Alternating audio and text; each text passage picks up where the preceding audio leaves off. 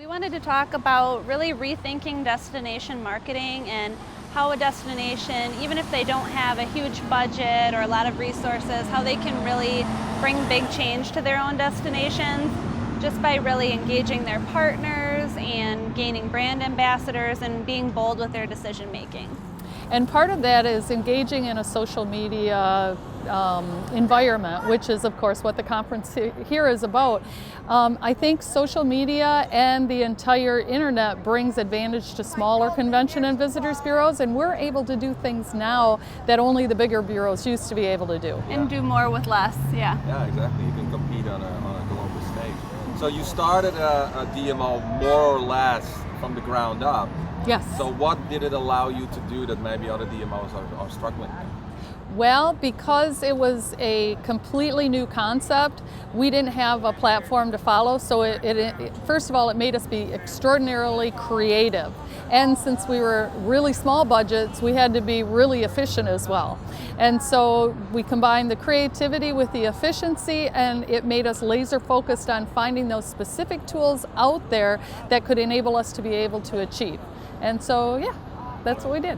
And if you were an existing DMO, like most of the conference goers are existing DMOs, and they're like, oh, I wish I could do that, start from scratch. How do you think they should go about that transition? Well, that's actually one of the points we wanted to really get across today, is that destinations that don't have that totally clean slate can really just think about it in a different and more refreshing way and have their CEOs empower them to say what they would do if they did have that clean slate, and it brings about those new ideas without having the fear of, will this work, or do we have the budget, do we have the resources, and then really doing the action and apologizing to your board later if they don't necessarily love the idea. So I think the takeaway, as Blair was saying, is just asking the question. The question of what if we had a clean slate? Because with an existing DMO, you've already got your jobs, you've already got your requirements and your goals and objectives and everything. But to even think about pausing for a moment and saying, are we really headed in the right direction? And just asking that question, and then saying, having fun with it and being creative and energetic and looking at who's going to own that DMO in the future, letting those young professionals lead the way and not being afraid of that. So be bold, fearless, and creative. Yeah, that's been a theme, give it to the younger generation. Pass the baton. Yeah, totally. So you've been here at SoMeT the last couple of days, I assume. What did you think of the conference?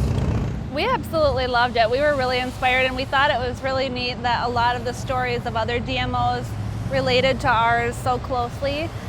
Hearing things like what Cleveland did to really kind of change their brand reputation and the reputation of their city, and everything that David talked about with RTO4 and their regional destination in Canada. It was really cool to see those similarities and know that regardless of size or budget, we all have those common threads. Okay, that's the creative side. The more analytic side, I am absolutely excited to have found information about a tool that I've been looking for the last 3 years, and that was the dashboard presentation that occurred. So the measurement and the results, and being able to incorporate that and communicate that to the partners about how successful our programs are going to be in the future. And I've also got an international the potential for an international program in the works. So with our Canadian neighbors, we've already engaged in some social conversation about marketing collectively to China. So on a creative aspect as well as on an analytical aspect and on a marketing aspect. It's been very, very positive. And that all came within like the first day of being here, so right. We're excited. First 2 hours. What can you ask for? Value for money. There you go. Absolutely. Well, thanks again for Thank you. Thank you.